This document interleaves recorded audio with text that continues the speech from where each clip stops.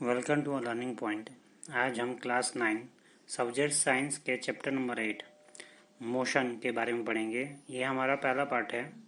दूसरा पार्ट भी जल्दी आएगा इसी चैनल पे। पहला टॉपिक है हमारा मोशन। मोशन क्या होता है? जो ऑब्जेक्ट टाइम के रिस्पेक्ट में अपनी पोजीशन को चेंज करता है, इस टाइप के मूवमेंट को हम मोशन कहते हैं। Motion along straight line. अगर कोई ऑब्जेक्ट स्ट्रेट लाइन में बिना डायरेक्शन को चेंज किए हुए मूवमेंट करता है या मूव करता है, इस टाइप के मूवमेंट को हम मोशन इन स्ट्रेट लाइन या अलोंग स्ट्रेट लाइन कहते हैं। लीनियर मोशन होने की वजह से इसे वन डायमेंशन मोशन भी कहते हैं। लीनियर मोशन उसे ही कहते हैं जो स्ट्रेट लाइन में मूव करते हैं, उसको लीनियर मोशन भी कहते हैं। इसीलिए इसे वन डायमेंशन मोशन भी कहते हैं। यूनिफॉर्म मोशन, अगर कोई object equal interval of time में इक्वल डिस्टेंस ट्रेवल करता है, उसे यूनिफॉर्म मोशन कहते हैं।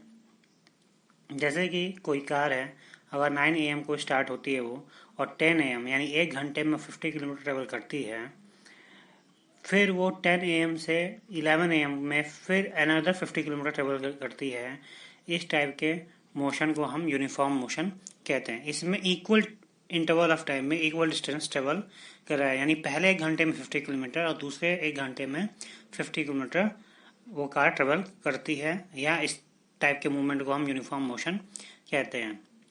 नॉन यूनिफॉर्म मोशन क्या होता है? अगर इक्वल इंटरवल ऑफ टाइम में अनइक्वल डिस्टेंस कोई ऑब्जेक्ट या कोई कार ट्रेवल करती है, उसको नॉन यूनिफॉर्म मोशन कहते हैं। जैसे कि अगर कोई कार है, वो पहले 1 घंटे में 50 किलोमीटर ट्रेवल करती है और दूसरे 1 घंटे में 60 किलोमीटर ट्रेवल करती है, तो उसको हम नॉन यूनिफॉर्म मोशन कहते हैं।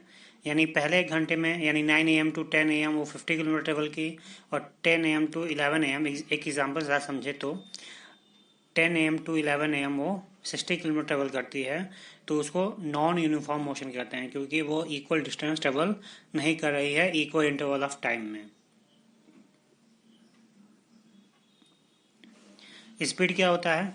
अगर कोई मूवमेंट रेट की अकॉर्डिंग टाइम के रिस्पेक्ट में अगर वो मूवमेंट कर रही है, तो उस फिनोमिना को हम स्पीड के नाम से जानते हैं।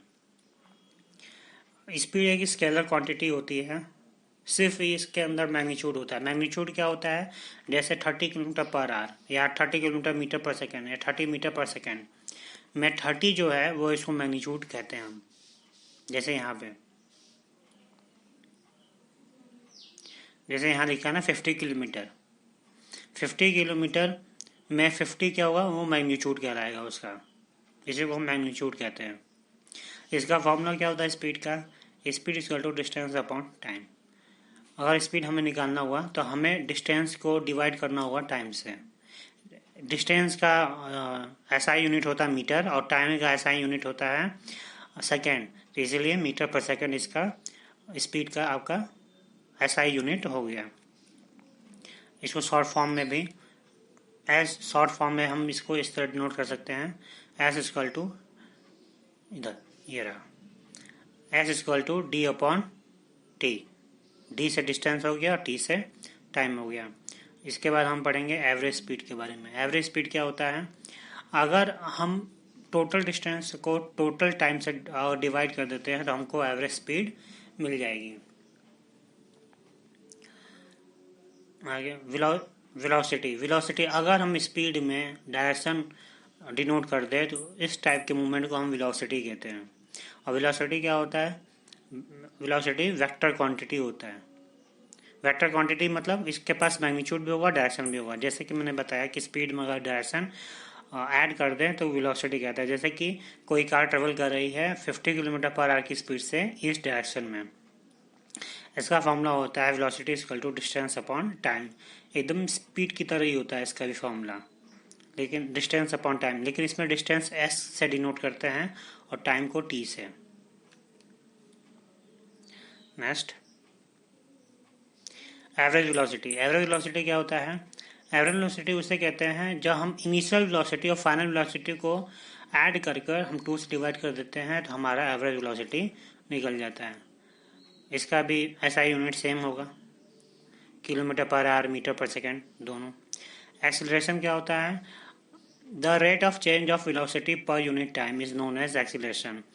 अगर वेलोसिटी है पर यूनिट टाइम पर अगर वो चेंज हो रही है, जैसे अभी 50 किलोमीटर पर आवर की स्पीड से चल रही है, फिर अगले अगले घंटे में 60 किलोमीटर पर आवर की स्पीड से चल रही है, इस टाइप के चेंजेस को हम रेट ऑफ चेंज ऑफ इस टाइप के चेंजेस को हम एक्सलेशन के नाम से जानते हैं। एक्सलेशन इसीलिए यहाँ लिखा हुआ है the rate of change of velocity.